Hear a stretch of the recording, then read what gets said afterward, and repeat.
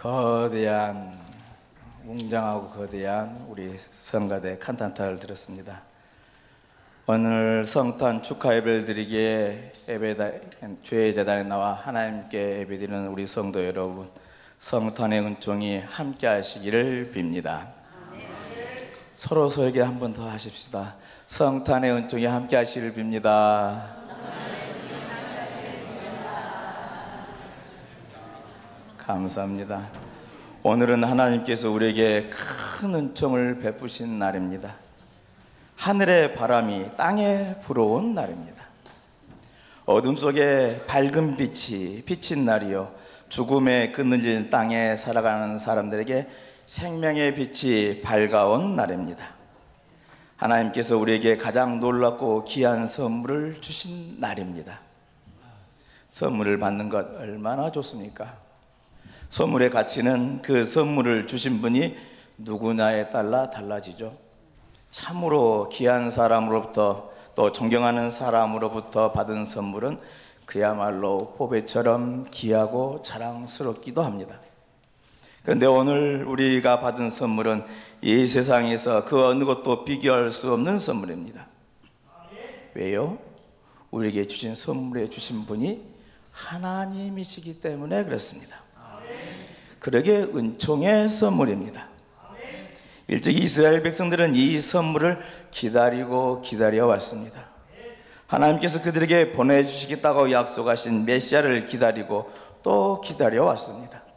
나라가 망하고 이국 땅에 노예처럼 끌려다니면서도 이 기다림을 버리지 않았습니다. 거룩한 땅에 치욕스럽게 유린되고 백성들이 세계 구석구석으로 흩어져 치욕을 당하면서도 이 기다림을 포기하지 않았습니다. 고난 속에서 은총의 선물을 기다려왔습니다. 마침내 하나님께서 그 선물을 주신 날이 바로 오늘 성탄절입니다. 하나님의 바람이 땅에 불어온 날입니다. 그런데 우리는 먼저 하나님의 선물이 오는 자리를 살펴보아야만 합니다. 불행하게도 이스라엘 백성들은 그토록 기다려오던 선물이 그 땅에 왔건만 실상이선 받지 못했습니다. 우리도 그 전제를 받지 않으려면 하나님의 은총의 자리를 볼 수 있어야만 하겠습니다. 하늘 바람이 부는 땅을 주목해 보시자 하는 겁니다. 하나님의 은총의 선물이신 그리스도는 베들레헴에 나셨습니다. 우리들이 잘 아는 것처럼 떡집, 긍휼의 집이라는 뜻을 가진 고을입니다. 세상에 얼마나 좋은 장소이기에 하나님의 선물이 거기로 왔을까요?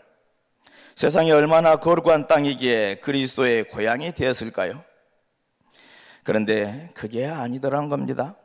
베들레헴은 결코 좋은 땅이 아니고 특별히 잘난 땅도 아닙니다. 흔히들 말해서 별 볼 일 없는 땅입니다. 예언자 미가는 베들레헴이 유대에서 가장 보잘것없는 작은 족속의 땅이라고 표현합니다.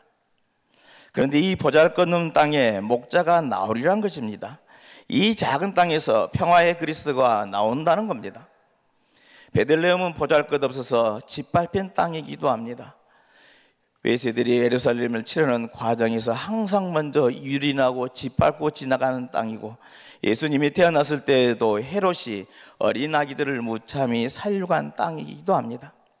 다시 말해서 아픔과 한이 펴있는 땅입니다. 그런데 이 베들레헴 땅에서 그리스도가 나게 하신 것입니다. 요한복음은 이 성탄의 사건을 한마디로 요약하여서 증언합니다. 말씀이 육신이 되었다 하십니다. 이 말씀이 육신이 되셨다는 것은 어떤 의미에서는 추억이요, 강등이요, 스캔들입니다. 그런데 요한은 아예 한 수를 더 떠서 이 스캔들을 영광이라고 표현합니다. 영광이라뇨? 해도 너무하지 않습니까? 세상의 가치 기준으로는 영광이란 게 무엇입니까? 위로 올라가는 게 영광이요, 승진의 영광이요, 높아져야 영광입니다. 육신에서 영으로, 인간에서 신으로, 아래에서 위로 상승할수록 영광도 강도도 세워집니다.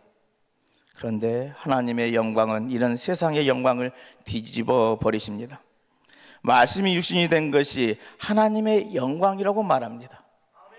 하늘이 땅으로 내려온 곳, 하나님의 여아들이 인간이 된 거기에 하나님의 영광이 나타났다는 겁니다. 이게 성탄의 영광인 줄로 믿습니다. 이게 하나님의 영광입니다. 그렇다면 왜 말씀이 육신이 되셨을까요? 그 이유가 무엇일까요? 요한복음서는 뭐라고 합니까? 하나님께서 이 세상을 이처럼 사랑하사 하십니다. 세상을 사랑하셨기 때문이라는 겁니다.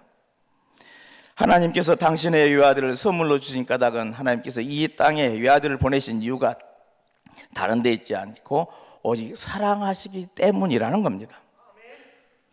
그렇습니다. 하나님은 사랑이십니다. 그토록 사랑하십니다. 그 증거가 하나님의 외아들 예수 그리스도를 우리에게 보내주시더란 겁니다.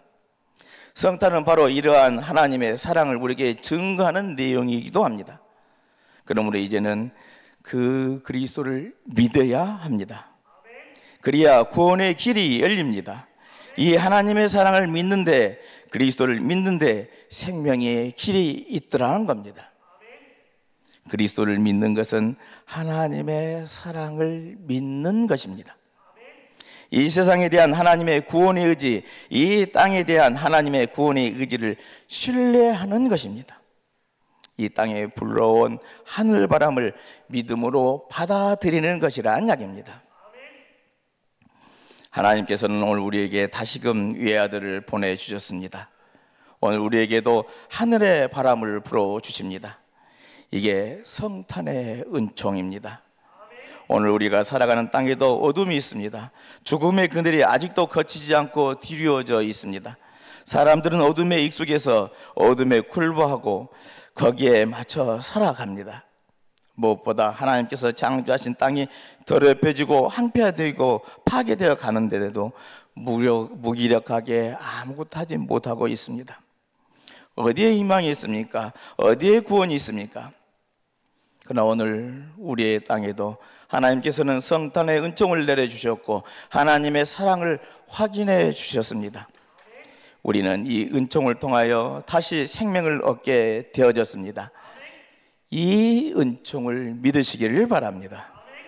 하나밖에 없는 아들을 보내셔서 세상을 구원하시려는 하나님의 사랑을 믿어야 합니다. 우리의 희망은 우리의 사랑이 아니라 우리를 사랑하시는 하나님의 사랑에 있습니다. 하나님의 은총에 있습니다.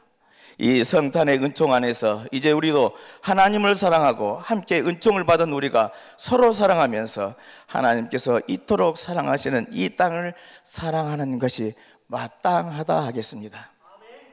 이제 이 성탄의 계절에 그리스도와 함께 이 땅에 하나님의 생명의 바람을 일으키는 귀하고 복된 믿음의 성도들이 다 되시기를 주님의 이름으로 축원을 드립니다.